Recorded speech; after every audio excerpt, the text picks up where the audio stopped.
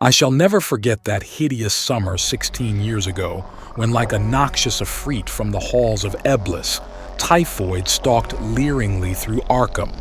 It is by that satanic scourge that most recall the year, for truly terror brooded with bat wings over the piles of coffins in the tombs of Christ Church Cemetery. Yet for me, there is a greater horror in that time, a horror known to me alone now that Herbert West has disappeared. West and I were doing postgraduate work in summer classes at the medical school of Miskatonic University, and my friend had attained a wide notoriety because of his experiments leading toward the revivification of the dead. After the scientific slaughter of uncounted small animals, the freakish work had ostensibly stopped by order of our skeptical dean, Dr. Allen Halsey.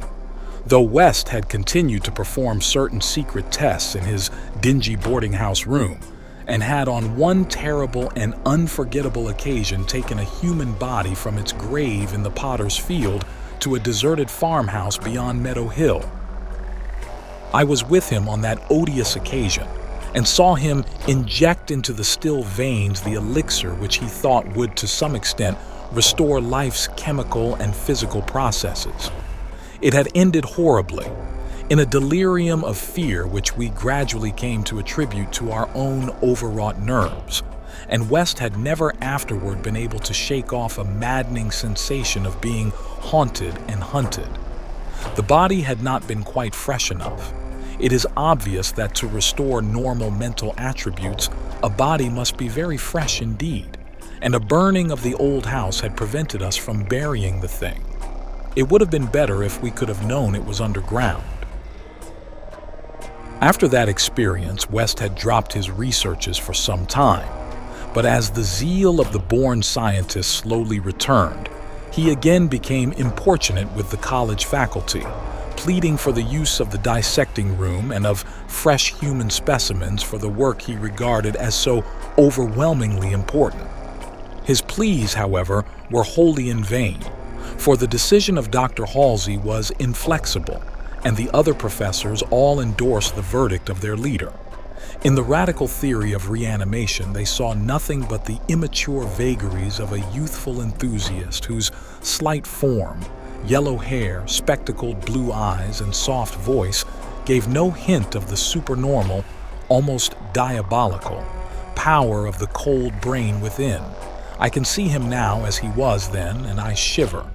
He grew sterner of face, but never elderly. And now, Sefton Asylum has had the mishap and West has vanished. West clashed disagreeably with Dr. Halsey near the end of our last undergraduate term in a wordy dispute that did less credit to him than to the kindly dean in point of courtesy.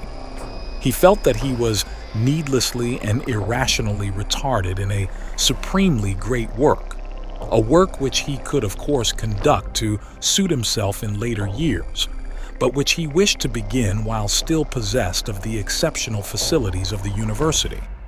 That the tradition-bound elders should ignore his singular results on animals and persist in their denial of the possibility of reanimation was inexpressibly disgusting and almost incomprehensible to a youth of West's logical temperament. Only greater maturity could help him understand the chronic mental limitations of the professor-doctor type, the product of generations of pathetic puritanism, kindly, conscientious, and sometimes gentle and amiable, yet always narrow, intolerant, custom-ridden, and lacking in perspective.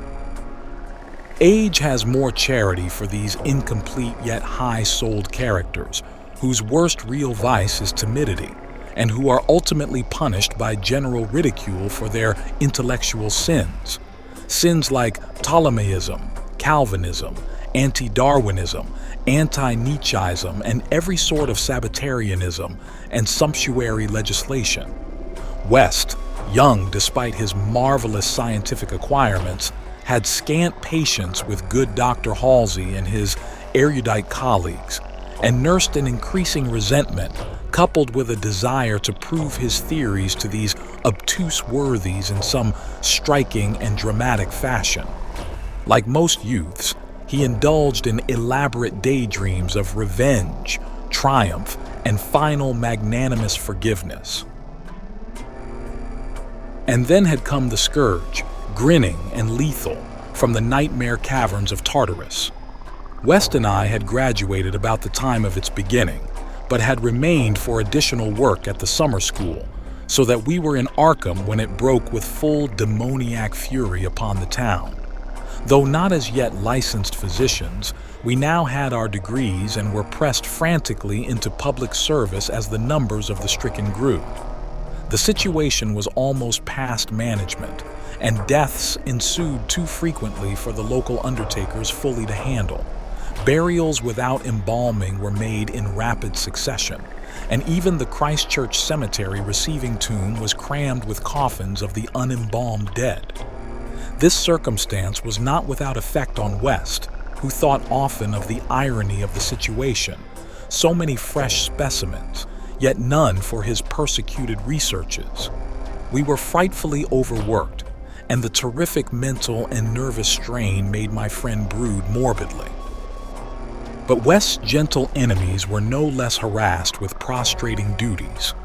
College had all but closed, and every doctor of the medical faculty was helping to fight the typhoid plague.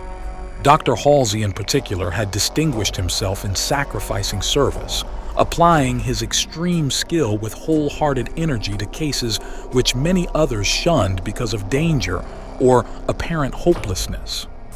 Before a month was over, the fearless dean had become a popular hero, though he seemed unconscious of his fame as he struggled to keep from collapsing with physical fatigue and nervous exhaustion. West could not withhold admiration for the fortitude of his foe, but because of this was even more determined to prove to him the truth of his amazing doctrines.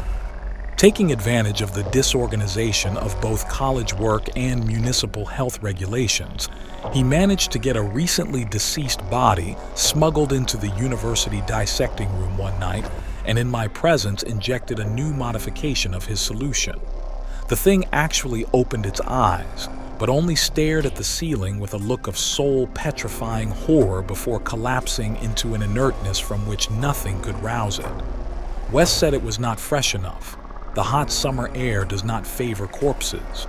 That time we were almost caught before we incinerated the thing, and West doubted the advisability of repeating his daring misuse of the college laboratory. The peak of the epidemic was reached in August. West and I were almost dead, and Dr. Halsey did die on the 14th. The students all attended the hasty funeral on the 15th and bought an impressive wreath, though the latter was quite overshadowed by the tributes sent by wealthy Arkham citizens and by the municipality itself. It was almost a public affair, for the dean had surely been a public benefactor.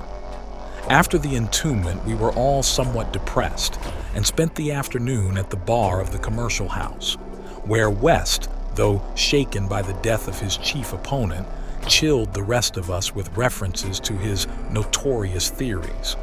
Most of the students went home or to various duties as the evening advanced, but West persuaded me to aid him in making a night of it. West's landlady saw us arrive at his room about 2 a.m. with a third man between us, and told her husband that we had all evidently dined and wined rather well. Apparently this acidulous matron was right. For about 3 a.m. the whole house was aroused by cries coming from West's room, where, when they broke down the door, they found the two of us unconscious on the blood-stained carpet, beaten, scratched, and mauled, and with the broken remnants of West's bottles and instruments around us. Only an open window told what had become of our assailant, and many wondered how he himself had fared after the terrific leap from the second story to the lawn which he must have made. There were some strange garments in the room, but West, upon regaining consciousness, said they did not belong to the stranger, but were specimens collected for bacteriological analysis in the course of investigations on the transmission of germ diseases. He ordered them burnt as soon as possible in the capacious fireplace. To the police, we both declared ignorance of our late companion's identity. He was, West nervously said, a congenial stranger whom we had met at some downtown bar of uncertain location. We had all been rather jovial, and West and I did not wish to have our pugnacious companion hunted down.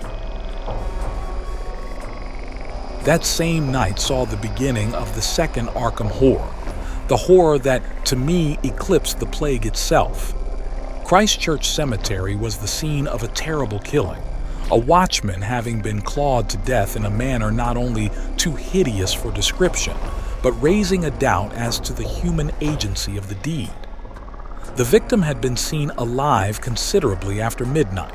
The dawn revealed the unutterable thing. The manager of a circus at the neighboring town of Bolton was questioned, but he swore that no beast had at any time escaped from its cage. Those who found the body noted a trail of blood leading to the receiving tomb, where a small pool of red lay on the concrete just outside the gate. A fainter trail led away toward the woods, but it soon gave out. The next night, devils danced on the roofs of Arkham, and unnatural madness howled in the wind. Through the fevered town had crept a curse which some said was greater than the plague, and which some whispered was the embodied demon soul of the plague itself. 8 houses were entered by a nameless thing which strewed red death in its wake. In all, 17 maimed and shapeless remnants of bodies were left behind by the voiceless, sadistic monster that crept abroad. A few persons had half seen it in the dark and said it was white and like a malformed ape or anthropomorphic fiend. It had not left behind quite all that it had attacked, for sometimes it had been hungry. The number it had killed was 14. 3 of the bodies had been in stricken homes and had not been alive. On the 3rd night, frantic bands of searchers, led by the police, captured it in a house on Crane Street near the Miskatonic campus. They had organized the quest with care, keeping in touch by means of volunteer telephone stations, and when someone in the college district had reported hearing a scratching at a shuttered window, the net was quickly spread. On account of the general alarm and precautions, there were only 2 more victims, and the capture was effected without major casualties. The thing was finally stopped by a bullet, though not a fatal one, and was rushed to the local hospital amidst universal excitement and loathing. For it had been a man. This much was clear despite the nauseous eyes, the voiceless simianism, and the demoniac savagery. They dressed its wound and carted it to the asylum at Sefton, where it beat its head against the walls of a padded cell for 16 years, until the recent mishap, when it escaped under circumstances that few like to mention. What had most disgusted the searchers of Arkham was the thing they noticed when the monster's face was cleaned, the mocking, unbelievable resemblance to a learned and self-sacrificing martyr who had been entombed but 3 days before, the late Dr. Alan Halsey, public benefactor and dean of the medical school of Miskatonic University. To the vanished Herbert West, and to me, the disgust and horror were supreme. I shudder tonight as I think of it.